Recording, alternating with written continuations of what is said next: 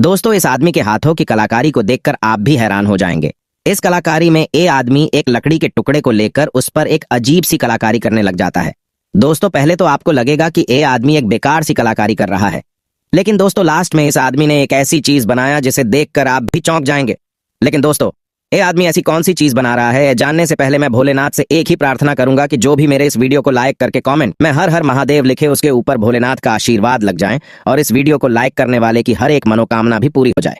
फिर फाइनली जब इस आदमी ने अपनी कलाकारी से कुछ ऐसा बनाकर तैयार किया कि वो देखने में कुछ इस तरह से दिखाई देता है।